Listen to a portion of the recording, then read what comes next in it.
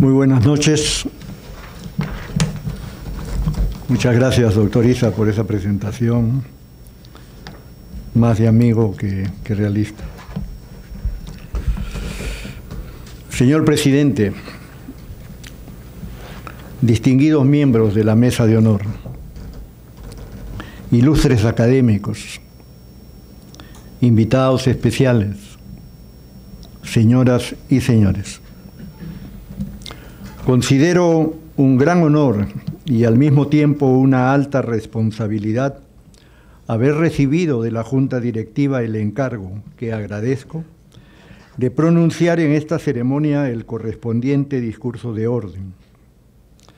El tema escogido para cumplir tal compromiso versa sobre el devenir de la Academia Nacional de Medicina como institución, la razón de su existencia, la responsabilidad social que la historia le exige, así como los deberes a cumplir como académicos para lograr sus objetivos y cómo prepararnos para ello.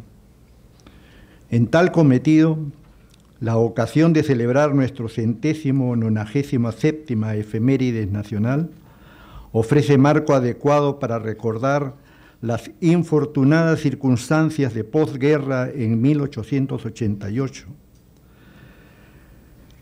que contribuyeron a su creación a base de la Academia Libre de Medicina.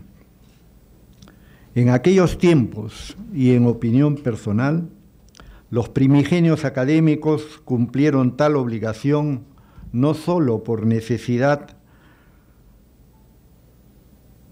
científica, sino por exigencia moral de aportar a la reconstrucción nacional, tanto de la medicina peruana como de nuestro país, actuando como soldados intelectuales de la patria, plenos de peruanidad y orgullo nacional.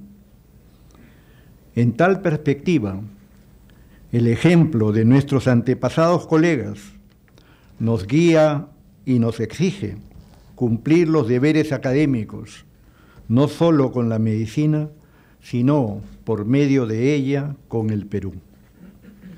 En concordancia con lo expresado, el presente discurso va dirigido a 3 grupos de académicos. Primero, a los ya institucionalizados e identificados con la misión señalada. Segundo, a los que, a pesar de sus deseos, no han logrado identificarse. Y tercero, a los que recién han ingresado, para que comprendan a cabalidad el compromiso asumido, pues de ellos dependerá el futuro de la Academia. La Academia Nacional de Medicina como institución de carácter nacional. En la Grecia antigua, el concepto de telos señalaba que en la vida todo tiene un propósito o fin último. Aristóteles utiliza esa noción en la física y luego en la biología, y señala que nosotros, los hombres, somos en algún sentido un fin. De ello se deriva que para comprender realmente lo que algo es, debemos primero comprender su finalidad, su telos. La Academia Nacional de Medicina como institución viva debe también cumplir la finalidad natural para la cual fue creada, su telos academicus. Y para ello, a diferencia de antaño, enfrentar ahora un entorno complejo, globalizado, que evidencia mucho dolor humano. Para la sociología moderna, el término institución implica la forma como los seres humanos acostumbran a hacer las cosas en grupos organizados. Como sabemos, al referirnos a costumbres, estamos hablando de aquello que los antiguos griegos denominaban ethos, y al focalizar en la costumbre de cómo hacer las cosas en grupos organizados, es decir, institucionalmente, nos estamos refiriendo al ethos institucional, a la forma habitual como una organización se conduce, con sus ritos, estatuto, reglamento, estrategias y programas. Ahora bien, la institucionalidad en un régimen democrático constituye su sustento como paradigma político. Y no es ningún secreto que en el Perú enfrentamos un serio deterioro en esta área. Paradójicamente, instituciones creadas para ordenar, sostener y cuidar al país vienen siendo denunciadas de estar comprometidas en actividades corruptas y dolosas que afectan a nuestra sociedad económica y moralmente. En tal situación, la democracia, que necesita apoyarse en una sólida institucionalidad, se resquebraja y el desarrollo nacional se compromete. Superar tal malestar requiere de instituciones ejemplares y hombres diferentes que demuestren que su telos incluye un compromiso social incorruptible con el país y ser ejemplo de peruanidad. Etos como moral y como morada. El filósofo peruano Miguel Ángel Polo nos recuerda que en la Grecia antigua el vocablo ethos, de cuya raíz se deriva la palabra ética, además de significar costumbre, tenía una segunda acepción, la de espacio que se habita, la morada en el caso de los seres humanos y la guarida en el de los animales. En este alcance semántico, conviene comprender que para los seres humanos la morada no es solo realidad física, por ejemplo, el edificio de nuestra casa o de nuestra oficina de trabajo, sino que debido a vínculos afectivos superiores, la dotamos de identidad y pertenencia propia que experimentamos como una extensión de nuestro yo. Recordemos además que la tradición socrática, vinculando la ética a lo más esencial de la vida, exige responder la pregunta: ¿para qué hemos sido creados? ¿Para qué existimos en este mundo? ¿Cuál es el propósito de nuestra vida? La respuesta personal que cada uno se dé será el motor esencial que guiará su existencia, su telos personal o su proyecto de vida. En ciertos casos, el telos puede evidenciar un vivir por vivir, es decir, una vida egoísta que utiliza al otro, a las instituciones y al país para beneficio personal. Pero también puede demostrar lo que Aristóteles, siguiendo a su maestro Sócrates, llamaba la vida buena, la de servir al otro con enriquecimiento mutuo para beneficio de ambos.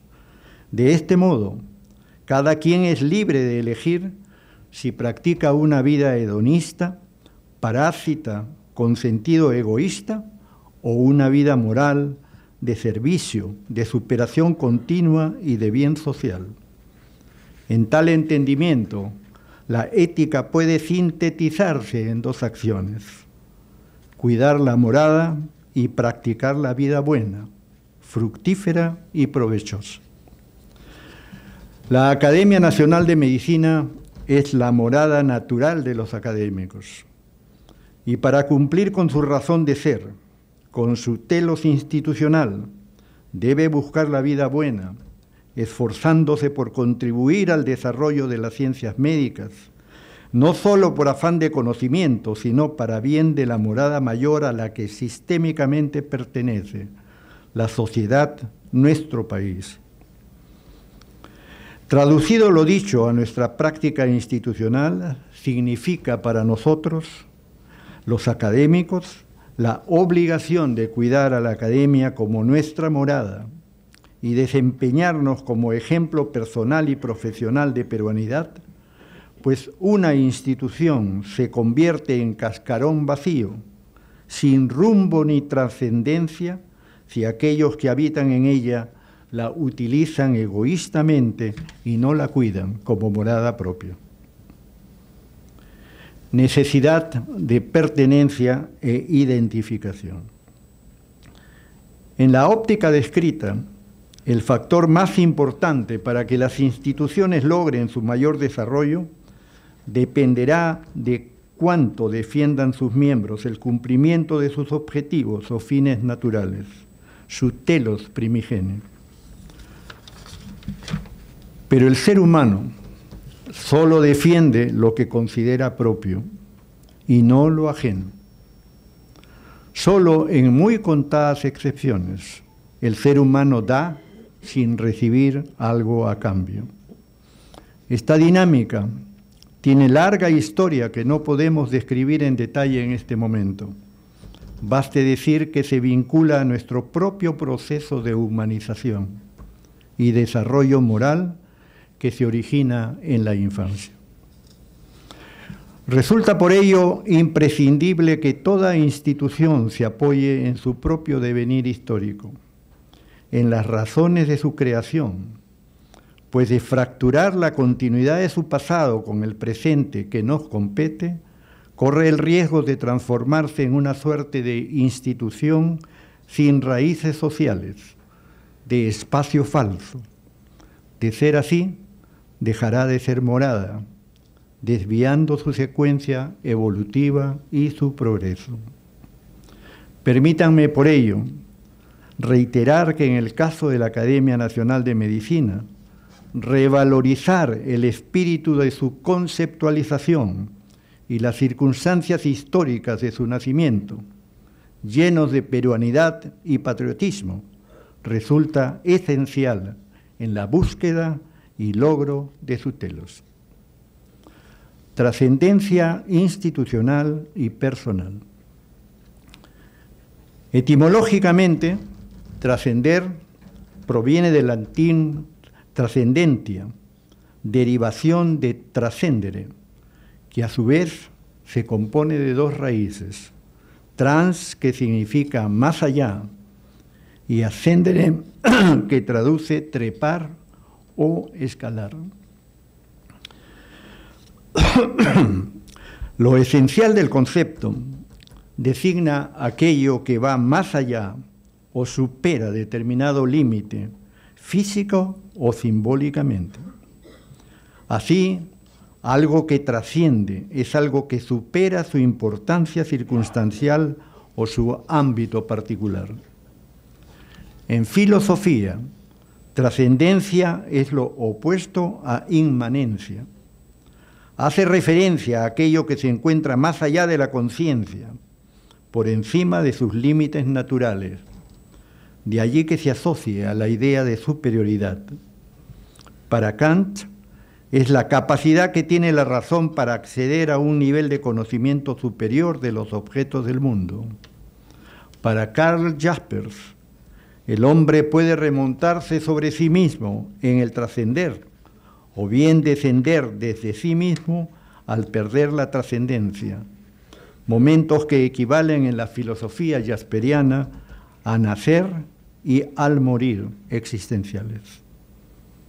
Por ello, trascender significa evolucionar hacia algo superior, hacia algo que proporciona real sentido a nuestra vida, hacer lo que debemos ser, es decir, a realizar nuestro telos, nuestro fin natural. Sin trascendencia, nuestra existencia, arrojada en el mundo, deambulará sin alcanzar su verdadero destino. Pero no solo el hombre puede trascender, las instituciones sociales por él creadas también, por continuidad de ideales y esfuerzo de sus miembros. Y si la institución trasciende, trascenderán también todos los individuos que a ella pertenecen. Si la Academia Nacional de Medicina ha de lograr su trascendencia, debe hacerlo a través de un liderazgo grupal y no individual, orientado al futuro, consciente de las necesidades de las mayorías, inquisitivo, principialista y pragmático. Para ello, es necesario que alcance cohesión interna entre sus miembros, vale decir, forme un colectivo de voluntades orientado a un mismo objetivo, pues la salud y solidez de una institución depende de la calidad, adhesión y compromiso de sus miembros con su telos institucional, como ya lo hemos mencionado. De ser estos lazos entre los miembros y la institución débiles, la precariedad organizativa, sin posible trascendencia, será el resultado. Antecedentes del proceso de cambio. Aunque lo expuesto en estas reflexiones las he hecho hasta el momento en primera persona, su contenido esencial no me pertenece en su totalidad. El rol de la Academia Nacional de Medicina como problema fue advertido por académicos anteriores a comienzos del presente siglo en diversas formas y variadas situaciones. En los períodos de gobierno presididos por los académicos Rolando Calderón Velasco y luego por Raúl León Berúa, se escuchan los primeros comentarios. Poco tiempo después, en el 2004, el Comité de Acción Científica programa un simposio sobre el futuro de la Academia Nacional de Medicina, 110 años de historia y el reto de los siguientes 20. En su desarrollo participan con excelentes aportes los académicos Javier Arias Estela, quien aborda el pasado de la Academia, Rolando Calderón su presente y el recordado Carlos Batilana su futuro. En los siguientes juntas directivas, la preocupación por el rol de la Academia continúa vigente, hasta que en el 2010, en el periodo del doctor Garmendia, se convoca a la primera Convención Nacional de la Academia, en donde se discute particularmente cuál es el rol y cuál es el papel de la Academia frente al país, y cuál es la diferencia entre una academia y las sociedades científicas. Luego de exhaustivo análisis, se concluyó que en el mundo actual del conocimiento globalizado existen 3 niveles de saberes que impulsan el avance de la humanidad. Primero, el mundo del pensamiento. Segundo, el mundo de la ciencia. Y tercero, el mundo de la tecnología.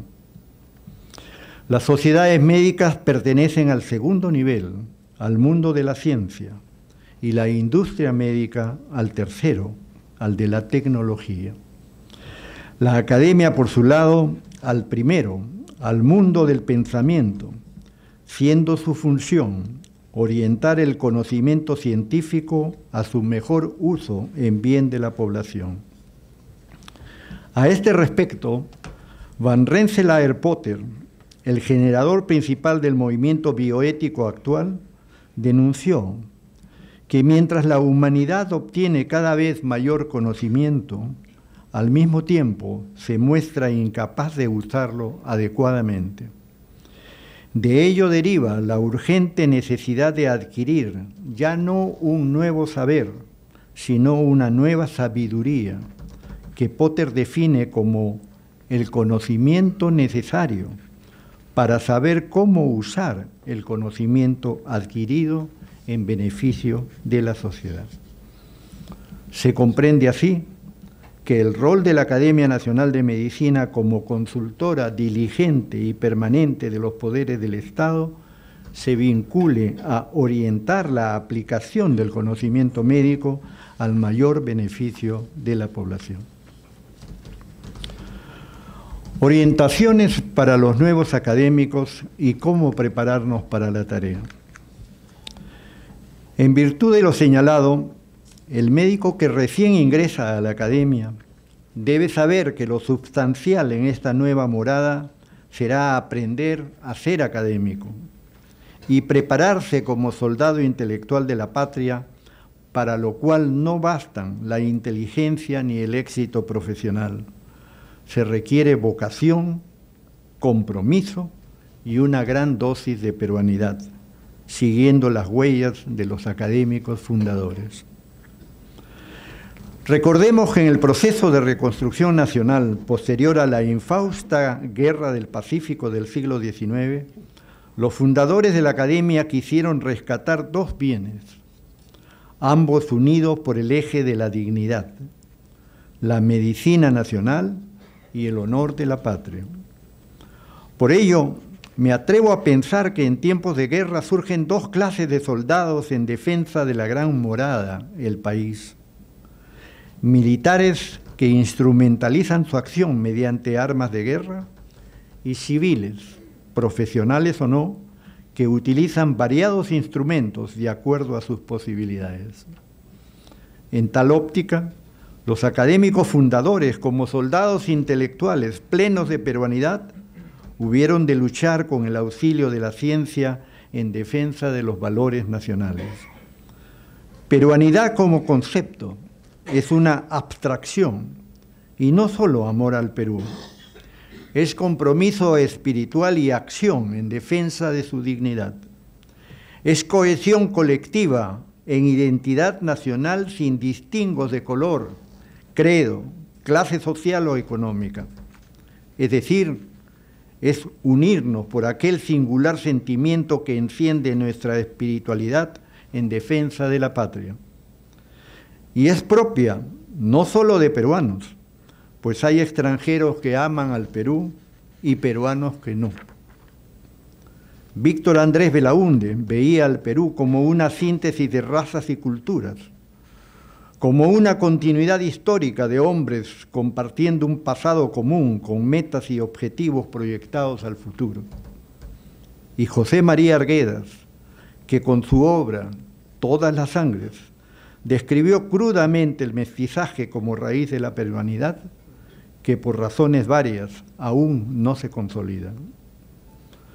Volviendo al tema del académico ingresante, le advertimos que al comienzo no le será fácil adaptarse, pues aparte de estar acostumbrado a ser líder en su sociedad científica, habrá de ser académico en una época en la cual los seres humanos cada vez más comparten espacios virtuales a través de nuevas tecnologías. Ello torna necesario construir una ética humana relacional que trascienda la comunicación inconsecuente entre individuos, que se oyen pero no se escuchan, que se comunican inconsecuentes, que se hablan pero no se comprenden. Para lograrlo, será bueno recurrir a Emmanuel Levinas, el filósofo lituano nacionalizado francés, maestro de la alteridad. Este autor, en la perspectiva de la otredad, plantea la necesidad de aceptar que a nuestro lado se encuentra el otro, gracias al cual puedo ser yo. Es decir, que para Levinas la alteridad, la otredad, la presencia del otro resulta esencial para que yo pueda reconocerme como tal. Sin el otro no soy nadie. Sin el otro nadie me habla, nadie me mira, nadie me quiere. Levinas rompe así con el esquema sujeto-objeto sostenido por la metafísica de la filosofía occidental y construye el nuevo esquema de absoluta complementariedad en el cual ambas presencias, la mía y la del otro, son necesarias y suficientes.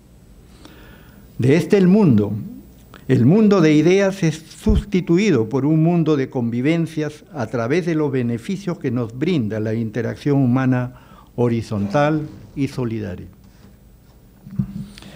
En este contexto, la ética emerge como la única vía para la salida del ser, es decir, reconocer al otro es indispensable para que yo exista, abriendo la posibilidad de acceso a una verdadera trascendencia, no por el dominio al otro, sino por el respeto a él, y donde el punto de partida para pensar y actuar ya no es el ser, el yo, sino, como Buber planteara, el nosotros.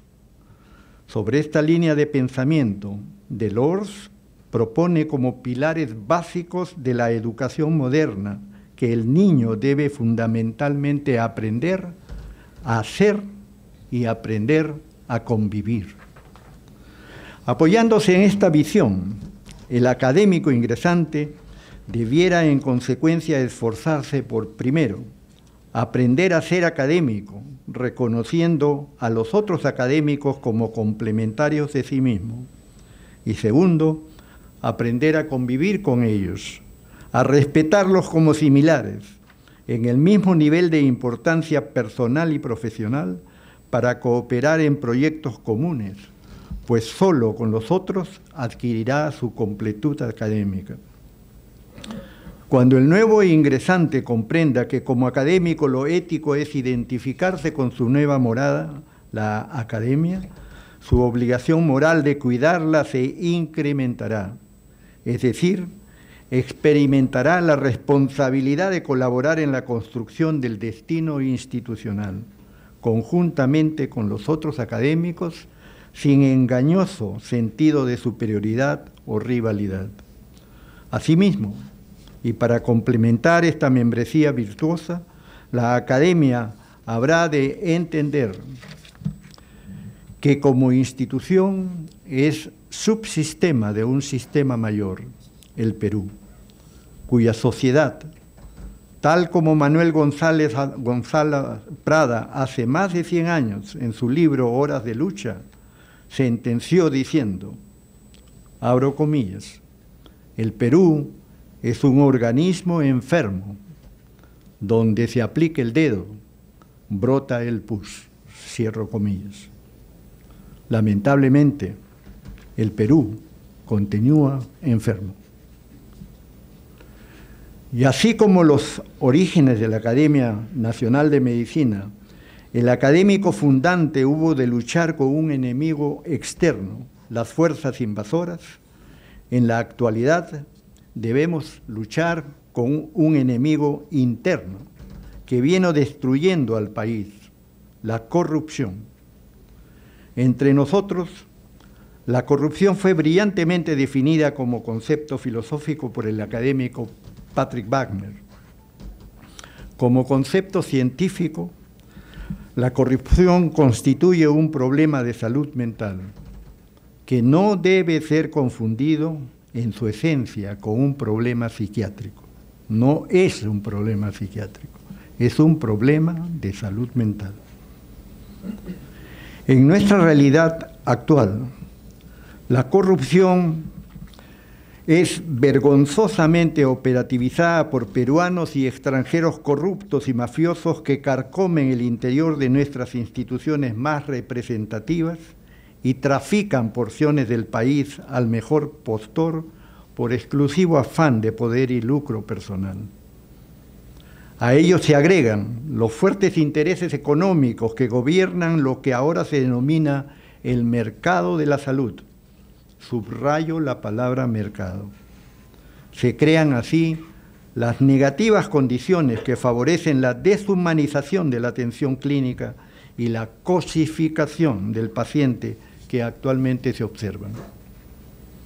De estos enemigos tendremos que defendernos como profesionales médicos y defender a la academia como morada, y levantar nuestra voz firme y responsable cada vez que sea necesario en defensa de la patria. Solo así cumpliremos a cabalidad nuestra responsabilidad social y obligación histórica con nuestro fin natural, con nuestro telos de Academia Nacional.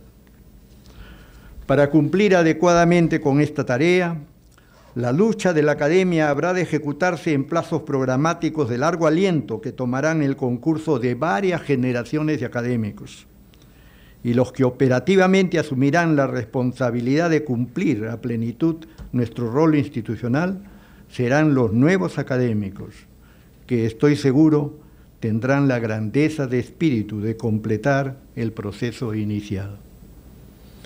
Bajo tal óptica, el éxito de cada junta directiva debiera evaluarse en dos niveles. Primero, los logros obtenidos en su propio programa de gestión. Segundo, el avance alcanzado en el desarrollo institucional de su política de largo plazo. Más aún, es realista pensar que aún aceptando la importancia de nuestra institución, su impacto será comparativamente pequeño ante la magnitud de la tarea. Por ello, una aspiración importante, expresada por varias de nuestras juntas directivas, ha sido unir a todas las academias nacionales en un ente corporativo que reúna todo el saber nacional, activándolo y orientándolo en beneficio de nuestra población.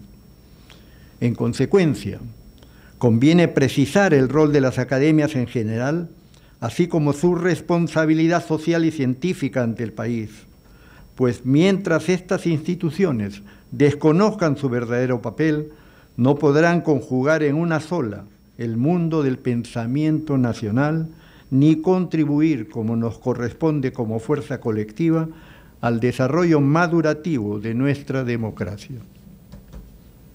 Palabras finales.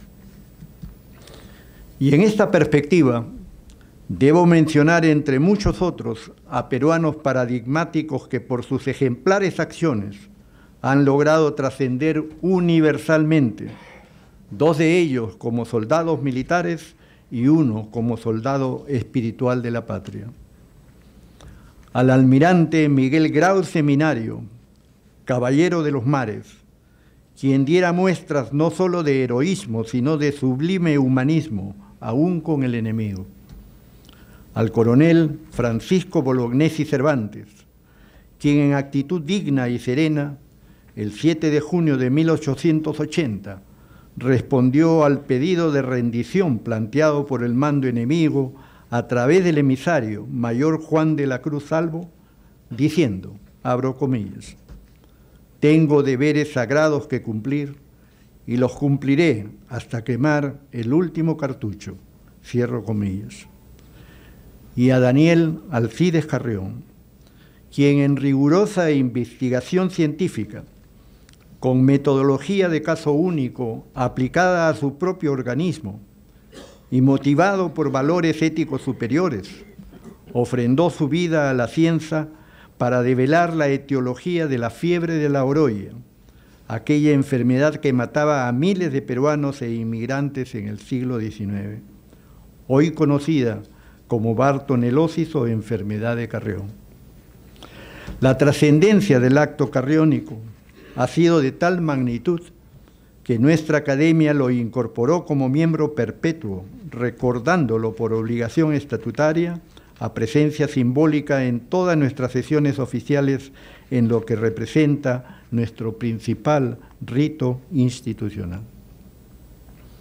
Señores académicos, en seguimiento de los 3 ejemplos mencionados, extraídos de miles otros no citados, los académicos tenemos 3 deberes sagrados que cumplir para lograr el telos institucional.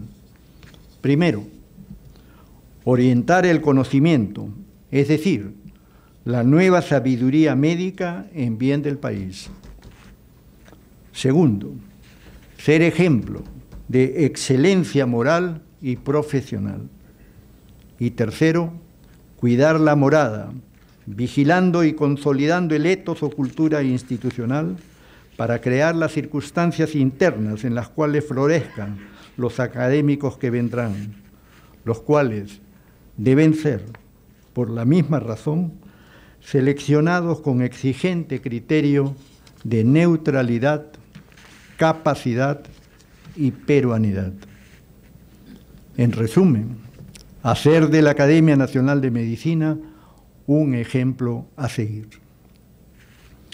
Estoy seguro que la Junta Directiva que preside con tanto tesón el académico doctor Raúl Morales, quien nos hace recordar con su ejemplar compromiso institucional al extinto académico y secretario perpetuo doctor Casimiro Ulloa, nos guiará sabiamente a buen destino. Finalmente, sean mis últimas palabras para expresar mi agradecimiento a cada uno de los miembros de la Academia Nacional de Medicina, pasados y presentes, porque de cada uno de ellos he aprendido a ser mejor académico y ser mejor peruano. a la Academia Nacional de Medicina, que constituye mi morada y a la cual me debo, y a mi patria, el Perú, a quien renuevo mi compromiso bajo juramento. Señores académicos, ser miembro de la Academia Nacional de Medicina es ser soldado e intelectual de la patria. En tal condición, tenemos deberes sagrados que cumplir, y los cumpliremos hasta quemar nuestra última neurona. Señor Presidente, distinguidos miembros de la Mesa de Honor, ilustres académicos, invitados especiales, señoras y señores, ¡viva el Perú! ¡Viva! Muchas gracias.